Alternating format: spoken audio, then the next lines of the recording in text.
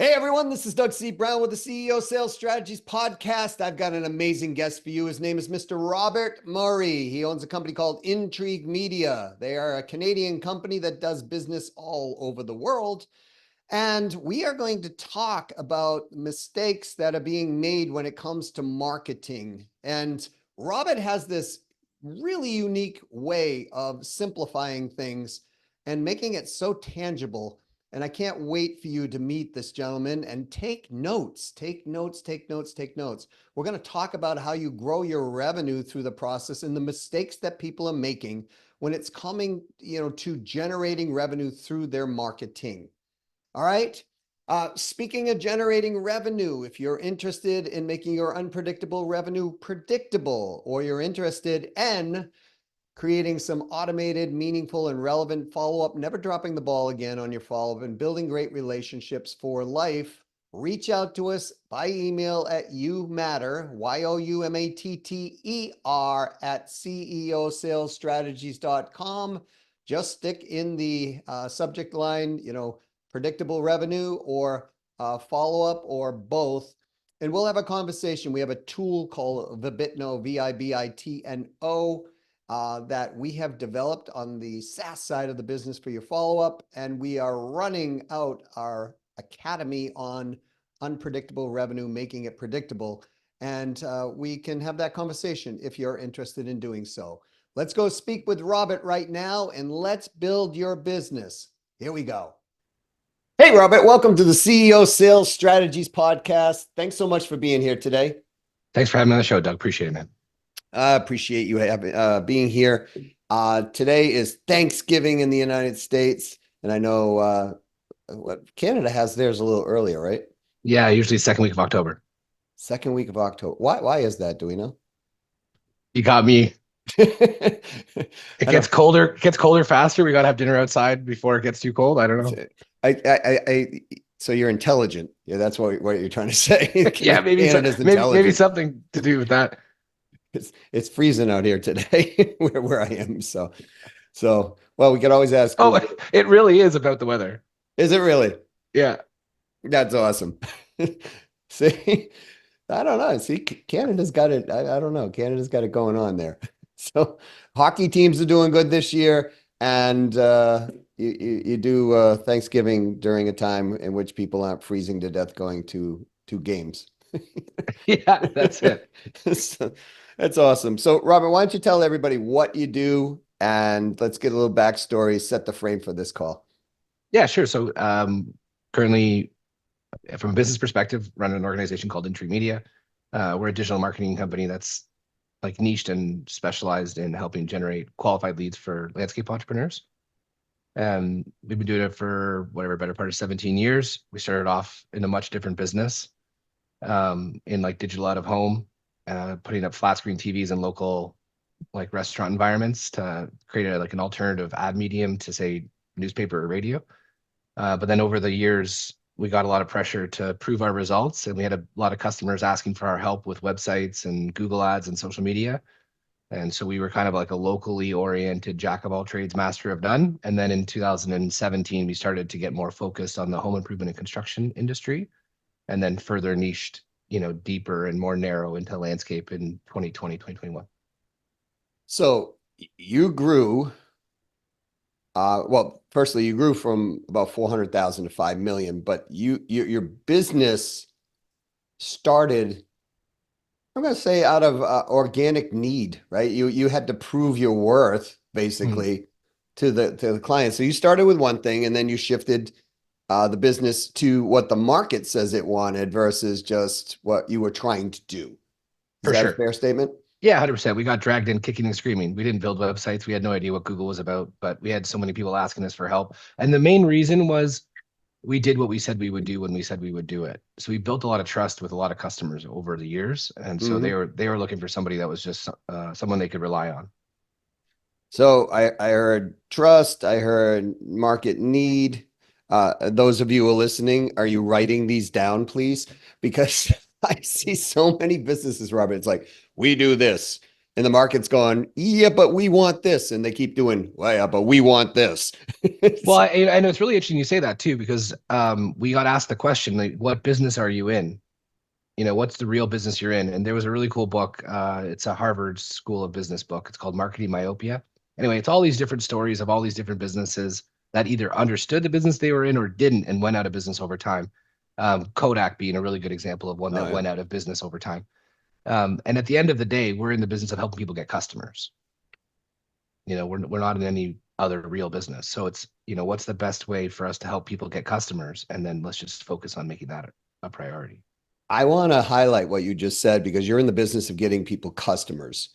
That is so to the point and simple. But when I ask people, what do? They go, well, here at ABC Company, we are the best, Sure.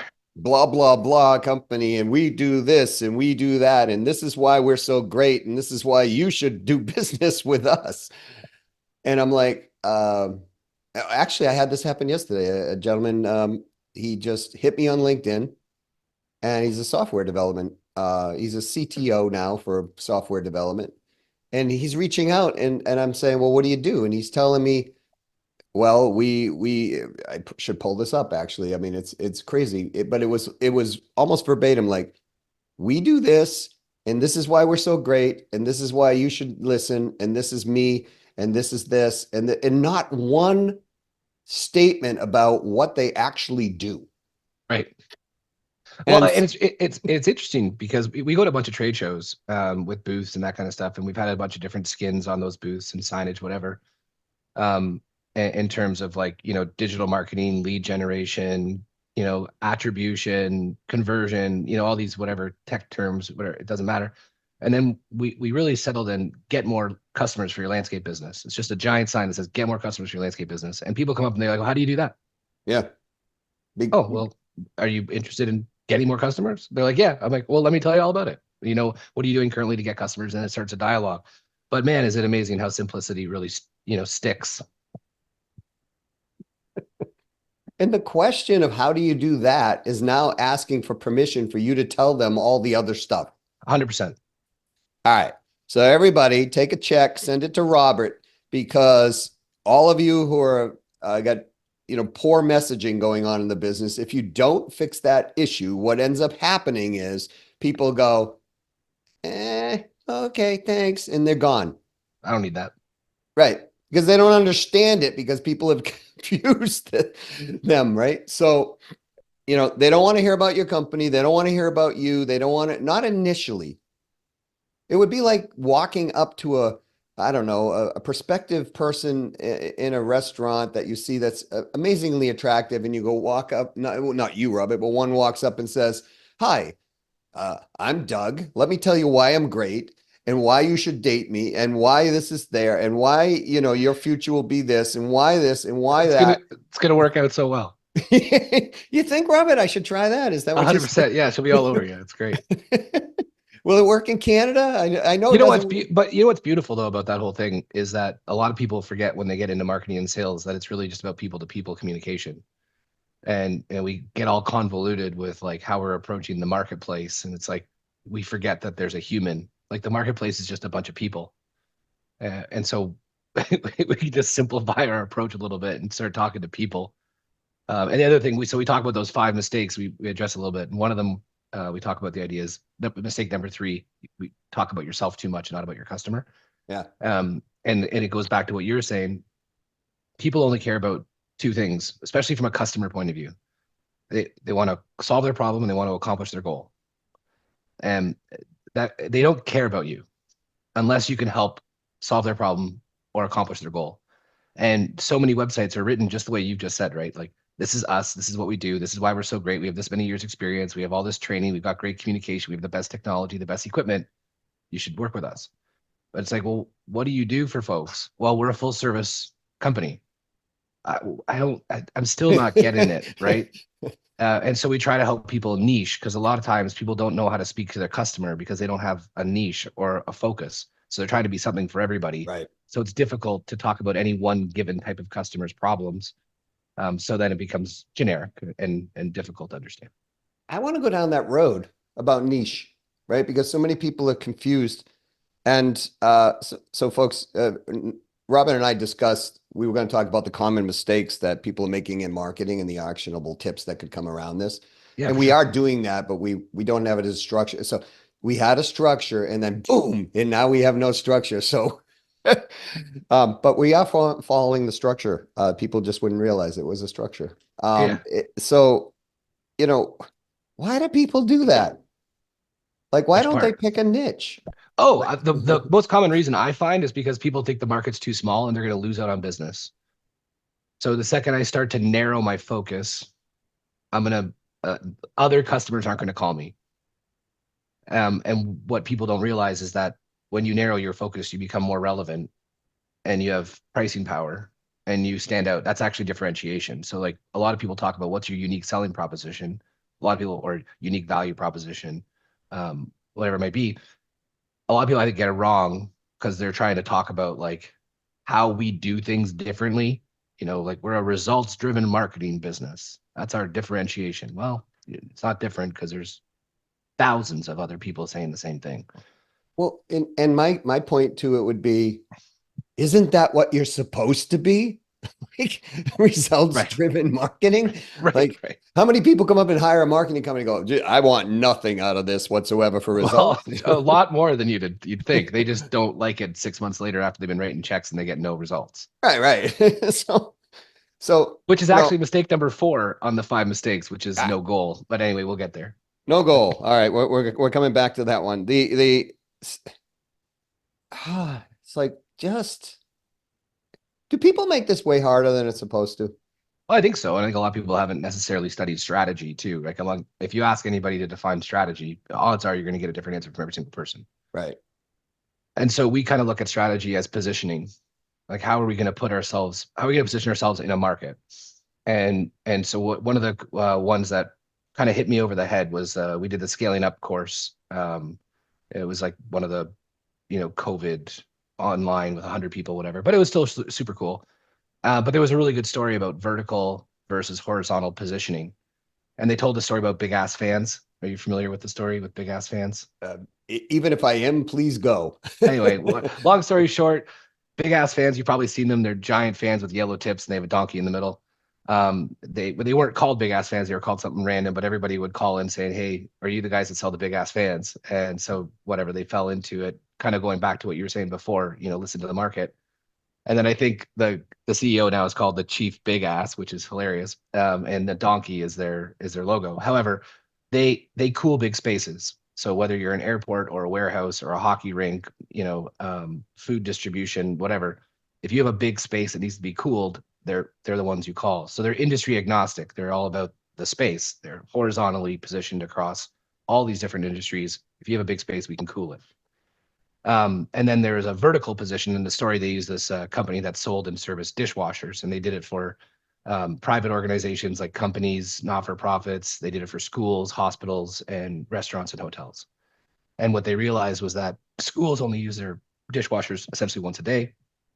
Private companies and not-for-profits don't really care if their dishwasher breaks. They'll just wash by hand, and somebody will come around at some point and maintain it. And hospitals don't care about how it looks. They only care about sanitization. So if it's spotted glasses, it doesn't really matter to them. Right. But food and beverage and hotels use their dishwashers all day long. It's a critical part of their service experience. They need cleanliness, sanitization, and spotless glassware. And so it's a big deal for food and beverage and hotels. And so they realized because it's important to that customer, they were going to double down. And then they became good at maintenance. They started selling the detergents and the cleaners and everything that came along with it. And they became vertically integrated in the hotel and food business industry with dishwasher maintenance and supply. And so we started asking ourselves, well, which way do we want to go? Do we want to be a horizontally positioned company or do we want to be a vertically positioned company? And so we started going after the different verticals and testing them out and firing bullets before cannonballs. It's a good Jim Collins quote. And so we tried a couple and they didn't work. Like we niched into HVAC and it was horrible. We tried to do a podcast and have people share what was making them successful and what was making them fail, and they wouldn't. They just were like, why would I tell anybody my secrets? I was like, we're trying to better the industry here, people. Anyway, so we tried it with credit unions, insurance, HVAC, nothing hit. And we found landscape. and we were doing a really good job with it ourselves. And then we kind of fell in love with the industry because the people are just work hard, play hard, down to earth, pun intended, good folks. Oops. Yeah. The We're speaking with Mr. Robert Murray. Company is Intrigue Media. Um, this is such a, I want to go back to the niche thing because so many people are afraid to niche, as you said, because they feel, well, there's not enough business there, right? And the truth be told is, folks, if you look at any industry that has like a niche skew to it, I'll take the medical field because I have experience from that field. Sure. Yeah. You take a doctor, a general doctor. I'm a general practice doctor. I get paid a certain amount of money. If I then specialize in something, I'm a radiologist. I make more money. Pediatrician. Yeah. Well, pediatricians in the United States get paid actually less than general physicians, which is really weird. It's sad. Yeah, right? Kids aren't a priority, whatever. No. Same for podiatrists. They don't get paid as much as it, right? But with those couple of exceptions, right? Yeah, let's not worry about the kids growing up. We don't need them anyways. It's like, hello. But it's kind of like, how school teachers get less pay than they should, and at least in the United States, I can tell you that. They have such an important job shaping the mind of the kids of the future, and they just get deprioritized. So I'm not sure who, way back when the AMA, maybe when they were forming, maybe a pediatric doctor was sleeping with the president's wife or something. And they said, okay, well, pediatricians, you're going to pay for this forever. But like, if you specialize, if you're a radiologist or you're a surgeon, but now you're a heart surgeon. Right. You make way more money as a heart surgeon. And so the reason I bring this up is because people are so afraid. Like, people will search us out because they go, wow, you specialize in B2B. Yeah, there it is. Right. So in our area, it's like B2B. I've heard that, a few times where people have come and said, I came to you because you specialize in B2B. You understand B2B. And so I just don't want anyone to help us. I want somebody who understands that. And so it makes us, you brought the word up, positioning, right? So positioning and alignment. You brought up the two, people want to solve a problem or accomplish their goal. So how are we positioned up front, which is your expertise? And how do we align through that process, which is, I would say, my expertise, right? How do we align the sales process all the way through?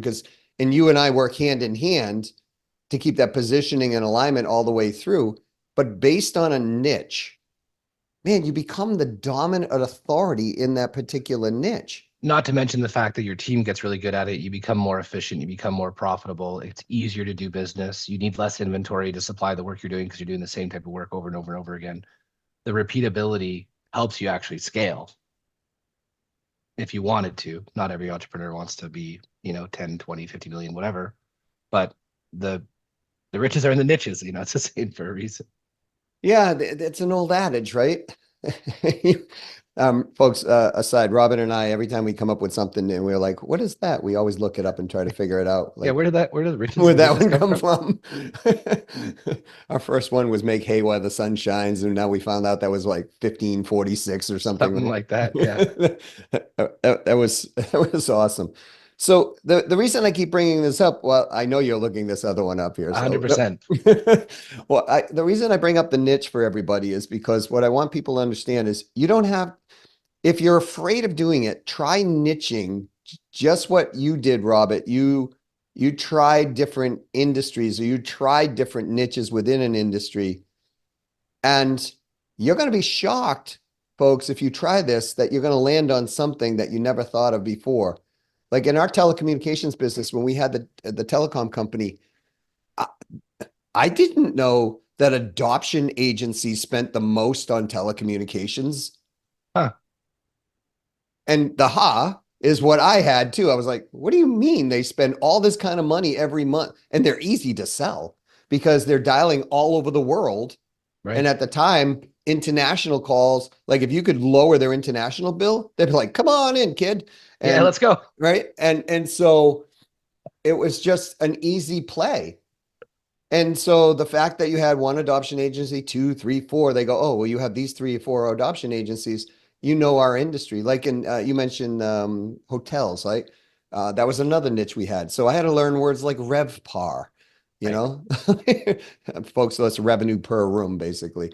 And so you start to understand the lingo and the language, and you can speak their Well, language. and Oh, that is part of the niching mistake, and the answer is that people will listen to people they like and they'll buy from people they trust. However, you can't say, Doug, trust me. It sounds like a used car salesman. It creates, you know, emotional anxiety and defense mechanisms if I tell you, trust me. However, we can demonstrate trust. How do we demonstrate trust? Social proof, Google reviews, and testimonials, and then demonstrate expertise through questions and similar language. And there's this thing that we talk about, and you've probably experienced it yourself, and people listening have as well. If you travel the world and meet somebody from your hometown, you build trust immediately. yep. They could be a serial murderer, but because you've come from the same place, you've got trust because people trust people that are like them. And we can demonstrate that I'm like you by speaking your language. Well said. And man, do I have so many friends from my hometown who are serial murderers. Is crazy. Yeah. I don't know why I trust them. I just seem to hit them all. I don't know. Yeah, yeah, Oh, that's funny. Let's go to the next goal. The next challenge, the next mistake, no goal. I love this one because I find this is where people are kind of like going out in the forest in the middle of the night. In a marketing term, they take a website, they tack it on a tree, and then they hope everybody else finds it. good to go. It's like, but like on a serious note, folks, if you don't have a truthful goal, we're not talking about a subjective goal, we're talking a truthful goal. Well, I'll ask you, Robert. For me, it has to be a truthful goal because we build a mathematical plan around the goal. So if you give us a goal that you really don't want and we build a plan and we're pushing it forth, it's like trying to convince somebody to go into something they just don't want to do. Yeah. Uh, so where do you find the big mistake of no goal? Well, so a lot of people, so they'll come to us and they'll say things like, "Hey, we want help with our social media." Like, okay, cool. What do you mean? Well, we want more followers, more engagement. Like, okay, so let's just assume we work together. You pay us 60 grand. We get you thousands of followers, tons of likes and shares. Nothing happens in terms of revenue. No increase whatsoever. Are you happy? No. Why not? I got you what you said you wanted. Well, we want, customers. Oh, why don't we talk about that? And so a lot of times people start off, and a lot of companies competing with us will say, cool, we can help with your social media. Yeah. You give us your money, we'll help with your social media. No problem. We'll build a social media plan. It'll be great. It'll look amazing. And it probably will. Like, they're not slaps, but they're going after the wrong thing, kind of what you're saying. And so we've used to help people that came to us and said, I want brand visibility. We're like, do you? They're like, yeah, we really do. And then 6 months later, as they're writing checks, they go, where's the results? We're like, but you said visibility. You didn't say anything about results. Like we gave you visibility. You got it. Mission accomplished, but it's not good. It gets old quick. So our whole thing is, we want to help raise the standard in marketing that entrepreneurs can trust to help grow their business. So one of the things that, we talk about this all the time is marketing is meant to help accomplish a business outcome, right? And a business outcome should lie in the profit and loss. So I'm either going to help you increase your revenue or I'm going to help you decrease your cost, but either way, I'm going to help increase profit. That's my job. And we just focus on revenue. That's just the nature of our business. And so we look at the revenue is really simple. It comes from one of three things. It's an inquiry, and then there's a qualification rate for a qualified or what we would consider a quotable inquiry or lead, and then the customer acquisition cost. So I need to know how much money it takes me to generate a lead. I need to know how many leads it takes to get a quotable lead, and then I need to know how many quotable leads it takes to get a customer. If I follow those three metrics, I get a pretty good understanding of my benchmarks, where I'm doing well, where I'm not. And then year over year, I can make it better. Now, we're just happen to be in a space where we know those numbers pretty well for a lot of different companies in a similar industry. So we can place a benchmark on people, which is mistake number 5. People don't have benchmarks. But they can make them on their own if they start to measure properly. A lot of people lack discipline when it comes to setting something up and measuring it. So the biggest thing is, what are we doing to what goal are we focused on? Cost per lead, cost per quotable lead, customer acquisition cost. How are we measuring it? And how are we trying to improve it? And that's not to minimize brand marketing for large companies. So if you're working for GE and you're on marketing agencies and you're trying to build, I don't know, something for their dishwashers and their appliances, yeah, it's different business. I'm not talking about that. And I don't know that space. And here's the thing. Here's what people don't realize about a brand. Jay Conrad Levinson told me this from Guerrilla Marketing when he was alive. I asked Jay, I said, Jay, what's the number one mistake in marketing? He said, people don't have patience. I said, okay, but when it comes to like getting a brand, and he said, Doug, let me tell you something. Because Jay is the guy who developed the Marlboro Man, the Pillsbury Doughboy, right? Yeah.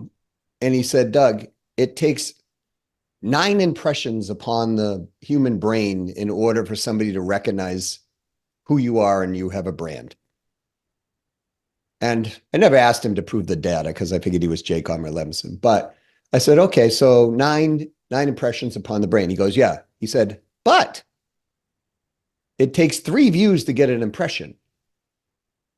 So you need 27 impressions upon views to get an impression upon the brain. Mhm.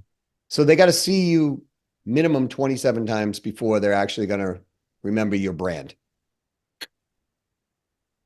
And I said, well, why do small businesses then want to build a brand? He said, because they're dumb. Your words, not mine. and I just, His words, I guess, not yours. right. And what he told me was the Marlboro Man took them $10 million for people to recognize who the Marlboro Man was. Yeah.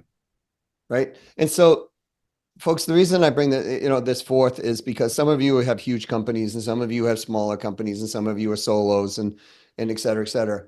And to Robert's point, you don't need a brand. Well, I'm not going to put words in your mouth. I'm going to say it. You have a brand no matter what size business you are. It's what people are 100%. thinking about you when you're not around, so to speak. Yeah. But to start out the brand positioning as a first foray of this is how I'm going to be perceived in the market, and I'm going to put all my eggs in that basket. It's not a great move when you're a smaller company. No. In fact, it's going to hurt you in most cases because you'll run out, unless you have a ton of money, you run out of financial runway. Yeah, well, and the best way to build a brand is have customer experiences. Good point.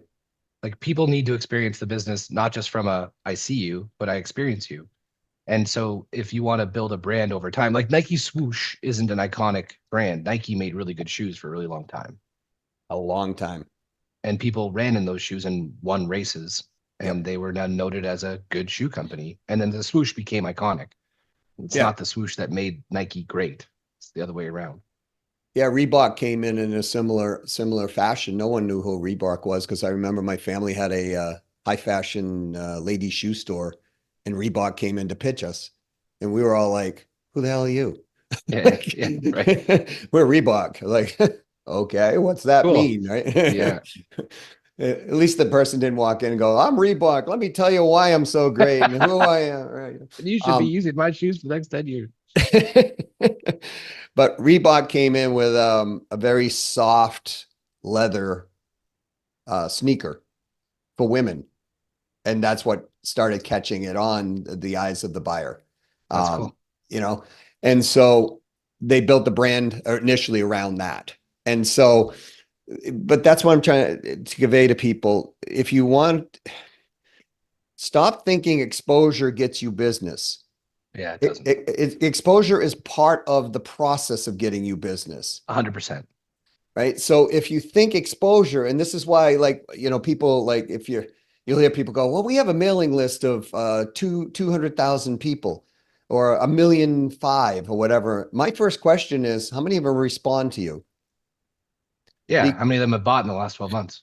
yeah, because if you can't, you can have outreach going on, you can have connection, but if the connection has no response rate, Not worth much. time to dump the list, right? Yeah. Yeah. Right. And go find, I'd rather see you have 100 people on your list with 100 people responding that are buying from you than do you have 1,000,000 people with, Being spammed. yeah, exactly. Right. Yeah. And the other thing too with this, and it's for any type of business, there's an economics to all of it. So the cost per lead, the cost per quotable lead, and the customer acquisition cost is directly related to the value of the customer. And so what do I mean by that? So like, in the service business, let's say you're in home renovations as an example. Yep. If you want to get a $20,000, handyman one-time, bathroom redo versus like $150,000 kitchen renovation, it's going to cost less to buy the customer for the $20,000 project than it's going to cost to buy the customer for 150 grand. And then if you go into like B2B stuff where you have like client lifetime of like 10 years and they could be worth, $300,000-$500,000, well, the odds are it's going to take longer to get them and it's going to be more expensive. And so what we typically try to find is like a two to one or better gross margin return on investment based on customer acquisition cost. So if I can make 20 grand in gross margin and buy a customer for 10 grand, it's not bad. Like that's decent math. If I can do it for 5 grand, I'm making money. If I can do it for 2 grand, I'm efficient. If I can do it for $1,000, I better not tell anybody because I'm printing money. And so customer acquisition costs and gross margin are very tightly correlated. Did you all write that down? Because this is just not one of the marketing mistakes in my business. This is actually how to use marketing and sales acquisition to grow revenue. That's what we're talking about in this. And 100%. look, if you're not measuring your lead cost, your quotable, lead cost, your acquisition cost, and your margins are too low, hello. Yeah, you could grow yourself at a business, right? Yeah. Well, hey, Kodak, right? My brother used to work for Kodak. He was a vice president for Kodak. Oh yeah. And I remember the day he said, I'm no longer the vice president for Kodak. Right. And so there are many companies who sell at a loss and don't realize it until It's too late. Yeah. And I mean, Kohl's right now is a big retail chain here in the United Yeah. States. They're taking a beating. Red Lobster. You're not going to be eating at Red Lobster very long, folks, because they're filing for chapter, I believe, bankruptcy, if I read it correctly in the Wall Street Journal, right? So why? Why? Because of those three ratios. It's costing them more to bring a client into, to have them look at the menu for the quote, Right. to buy something to eat. Something is heavier on the expense side going out than the money coming in, right? Well, and that's an interesting business model too, because the kicker in restaurants is the frequency of visit and the average check per visit. And so, I mean, to your point, it's all about understanding the math that drives revenue and profitability. And once you get, and this is mistake number 5 is no benchmarks. And so we've discussed mistake. Well, we've kind of touched on all of them except for one, but the 5th mistake we see a lot is nobody has benchmarking. And we're a bit lucky because we have industry benchmarking for all these customers in the same space, right? In landscaping. But it doesn't have to be like that. You can build your own benchmarking, and it all comes from the discipline of measuring those 3 ratios this year. And then you bring scientific method into it. This isn't crazy, but you have a hypothesis. Okay. So I think my cost per lead is going to be $500. All right, let's go generate some leads. And I think for every 3 leads I generate, one's going to be quotable. Okay, let's go do it. Well, we turned out 6 months into it, we're $1,000 cost per lead, and it takes 4 of them to get a quotable lead. So we're at $4,000 cost per quotable. This isn't working. We're not efficient enough. We got to make something happen better. Well, now I've at least built myself a benchmark, and now I'm measuring how can I improve it. I'm going to change something and I'm going to have a hypothesis again that it's going to make it more efficient. I monitored it for a month or two. Did it get better efficient? Yeah, it did. Okay, great. Now we're moving in the right direction. Our cost per lead's coming down. Our ratio is going up for quotable. If we don't measure it and track it and then try to make it better, we're just constantly in the forest in the dark trying to pin websites on trees. It can be a really difficult exercise, and it can be frustrating, and why I think marketing gets a bad rap in a lot of cases. But if we take a little bit of discipline to how we're measuring things, and we get proper attribution in place, and there's a bunch of tools that you can do that now with, you can build your own benchmarking. So in 3 to 5 years, you're like a marketing, you're like a honed engine. You know exactly what your cost per lead is going to be. You can look at your budget and say, how many new customers do I need? And then you can switch your bottleneck from customer acquisition to onboarding. Maybe you have to improve your onboarding process because you're getting really good at bringing customers in, which is, yeah, I mean, that's a part of the process, but good problem. I think marketing gets a bad rap because we're never taught this growing up. Right?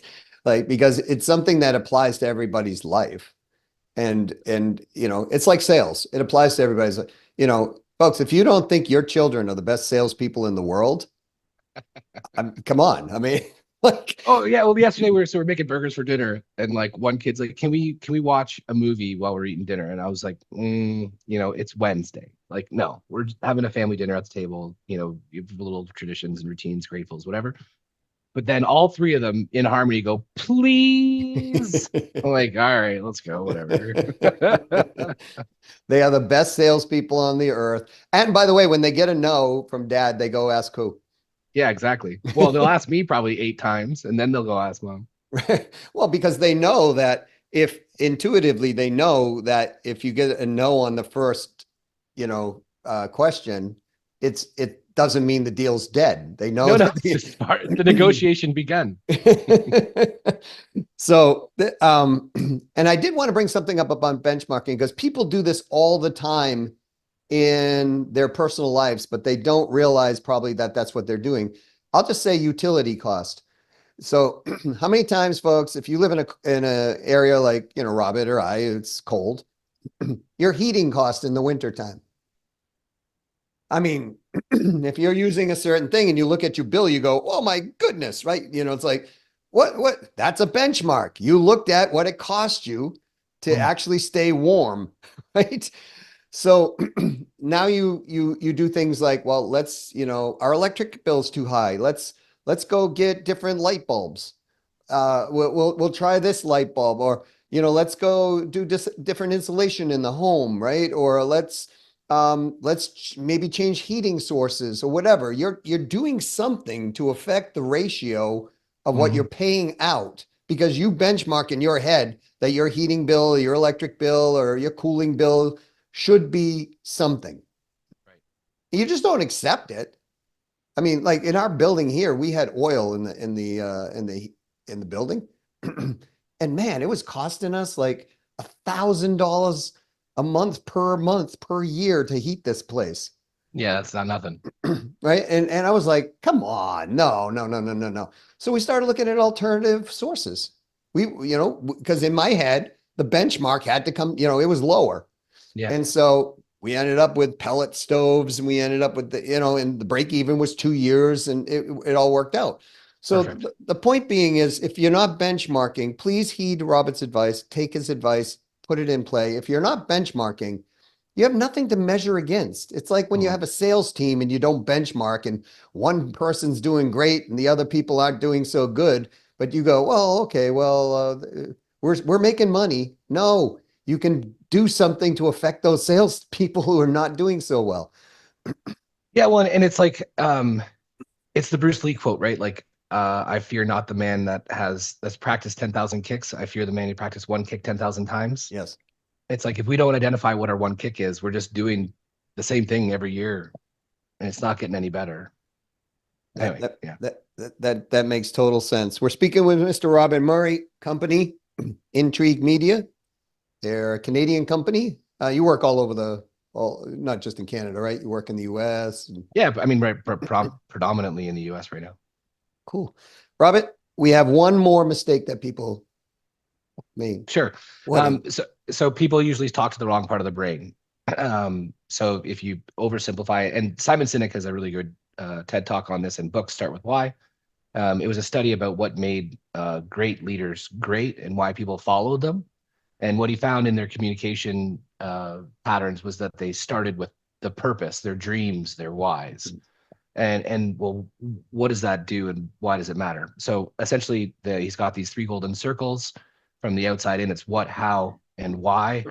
And so if you overlay it on the brain from an oversimplified perspective, there's two parts of the brain, our neurocortex and our limbic brain. Neurocortex is responsible for language, arithmetic, reason, logic, taking in lots of information, but it's not responsible for decision making. The limbic brain is responsible for decision making and emotion. And so there's some age-old adages about, people make decisions emotionally and then justify those decisions intellectually, or people buy emotionally and then justify those purchases intellectually. This is just a framework that broke down how it worked. And so when we communicate, we typically say, this is what we do and this is how we do it. So we're a landscape business and we've got great people that have great training and lots of years experience with great equipment. You should hire us. What they don't typically do is talk about how, we believe in getting kids off of screens and out into nature to connect their five senses and experience the outdoors. Now, that just happens to be a purpose statement of one of our clients. And when families with little kids that are on screens too much read their copy and go to their website, they resonate. Mm-hmm. And they say, I believe that too. I want to talk to these folks. Now, it also means that people without families who don't care about screen time don't resonate. But that's also okay, because the idea is to work with people that believe what we believe. And what actually happens in that approach is we end up with a bunch more what we call A clients. And so everybody's got ABC clients. A clients are awesome. They love your stuff. They, refer you. They smile when they see you. You have a glass of wine together. They pay full price and they're extremely satisfied. B clients are like not quite there. They're not quite big enough. They're not quite spending as much money, but they could become an A client maybe in the future, or they're close. And then there's C clients, which are complainers, and they suck the life energy out of you and your business every day. What we need to do is fill our funnel with people that believe what we believe. So when we work together, it's actually really fun. It's a great customer experience, a great business experience. And what's really interesting with purpose, when you define it properly and you use it for recruitment, you find employees and staff and team members that believe what you believe. And then you start to match customers that believe what you believe with staff that believe what you believe, and they have world-class customer experiences because they're, kind of speaking the same language. Right. And so there's a bit more to it, and it's not necessarily the easiest step in something to change for folks. But it's a big mistake that we see time and time again. People just trying to work with everybody in their market, heartbeat and a check kind of thing. Robert, how do people, firstly, I suspect that there are people who have pulled over to the side of the road who are crying a little bit about, but that's a good thing, right? Because look, folks, if this got you emotionally and you're like, oh my goodness, I got to do something about that, that's a good thing, right? Because, what you've been doing, if it wasn't working, it can work. Robert, this turnaround time doesn't take 20 years to do it, right? I mean, it's a matter of you just put in place the things that you were just talking about, and they're going to see a pretty quick return on their. Yeah, 6 to 12 months. And then there's a bunch of other variables that we've outlined. There's about 20 different variables for marketing success. Yep. that we consider important. But yeah, I mean, 6 to 12 months and this thing is starting to make money. Drop in the bucket. Yeah. There's another statement we're going to have to look up. Who did drop in a bucket? So, Robert, how do people get a hold of you if they want to know more about you? Or I mean, intriguemedia.com. I mean, you can book a call or look at our contact page. LinkedIn is a good spot too. Robert Murray, Intrigue Media. There's a bunch of Robert Murray. So Robert Murray, Intrigue Media. Those are probably the best ways to say what's up. Awesome. Robert, I always ask this question. Is there anything I should have asked you that I didn't?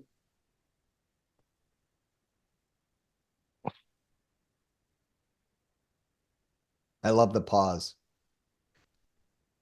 I mean, the only thing that I would want to share with people is, so if you ask me what's the biggest lesson you learned in growing your businesses or growing your business, this one, my primary one, I would say it was reading 21 Irrefutable Laws of Leadership with John C. Maxwell and the law of the mirror. Everything happens inside your organization because either you accept it or model it. So if you're listening to this and run a company and you're shaking your head because people are doing stupid shit around you, maybe look in the mirror. Ooh, that is wise advice. Oh, it kicked me in the nuts when I read it, and I was like, "Ah, shit, this is all my fault." But it was super helpful in trying to help myself figure out how to show up for folks.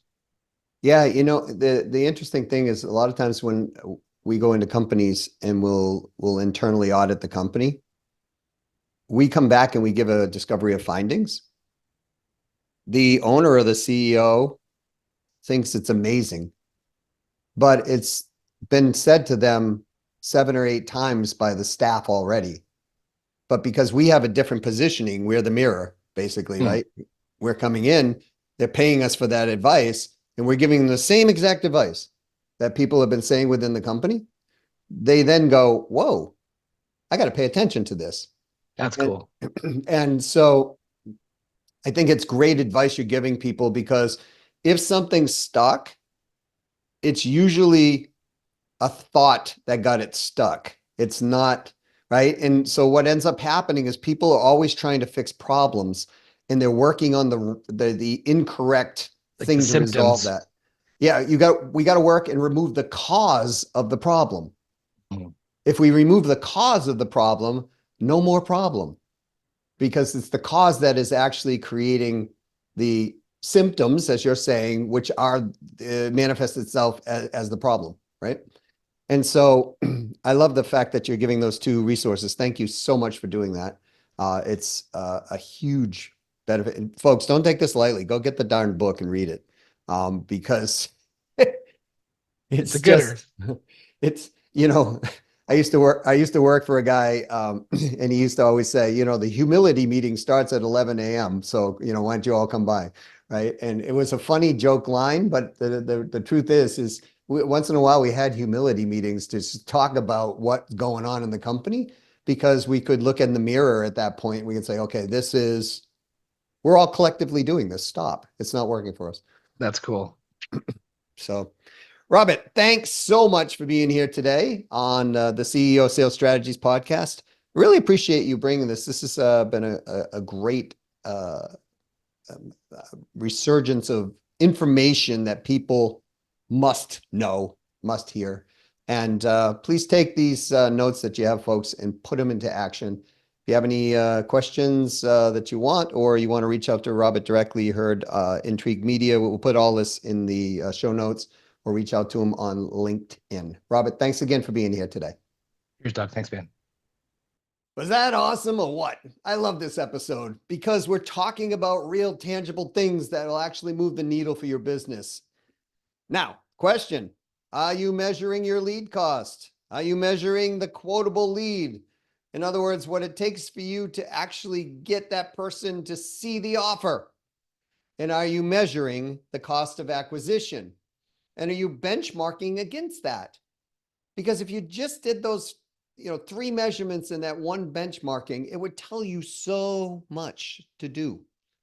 And it will tell you what you are doing is working or what you're doing is not working the way you want it to. And since you have the benchmark, you'll know what to benchmark it against. Isn't that cool? It's not that difficult, right? We can all agree with this. Then why aren't you doing it, so to speak, right? So please do. And heed what he was saying, even on and around all of the mistakes that we were talking about, including, the why, right? If you look at the why and you look at other people's whys within the company that you're working with, then you'll be able to know how to align people for their strengths as well, right? So there is a ton of gold in this episode, and I highly recommend that you sit down, transcribe this thing, send it out to your favorite AI engine, whatever, transcribe it, summarize it, look at the points in this, and actually work on these particular points. Love the fact that he recommended that book about looking in the mirror, because I can tell you from personal experience, I've had to do the same thing, right? When something's not working, it's like, why isn't this working? Wrong question. Because the reality is our brains come back and go, because you don't know what you're doing. And we go, no, no, no, no. Ego kicks in, right? But the reality is sometimes that is the absolute truth, the objective truth. And what we want to do is look at that. And not only look at that, we want to take action on that. Because when you do, remember, when you adjust not the problem, but the cause of the problem goes away. And that opens up space for you to grow into the next level of what you want to grow into. All right, speaking of growth, you want to make your unpredictable revenue predictable, or you are dropping the ball on, say, follow-up, or you're not doing follow-up, which is what most people aren't doing because they're so busy it gets deprioritized. But guess what? You're losing up to 86% of the sales that would have happened. Ouch, right? Either or, if you're looking for make your unpredictable revenue predictable, or you're looking to solve your follow-up challenges, reach out to us at YouMatter, YOUMATTER, at CEO Sales Strategies. That's an email. Goes to the team. Just put in the subject line, I want predictable revenue. I want to have massive, ongoing, personalized, relevant follow-up. Just put follow-up in the subject line, and we will have a conversation and see if we can help you resolve any of those challenges. All right, until next time, go out and sell something. Even if it's a holiday, go sell something. At least put it into play, right? Why? Because selling is noble. Selling is win, win, win when you do it right. You win, they win, someone else wins too. Could be their family, could be your family, could be both families. Now you have 4 wins. That's awesome. Do not discount when you don't have to, because when you discount, you've got to make up for that discount. And sometimes it takes 5 to 10 sales to make up for that discount. Believe it or not, just run the numbers. It works out.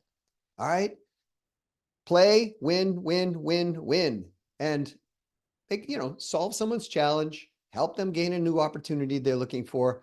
You're really doing a great job for not just yourself and them, but for the rest of society and all the people they interact with throughout their day and maybe even their life. All right. Until next time, this is Doug C. Brown with the CEO Sales Strategies Podcast saying to your success.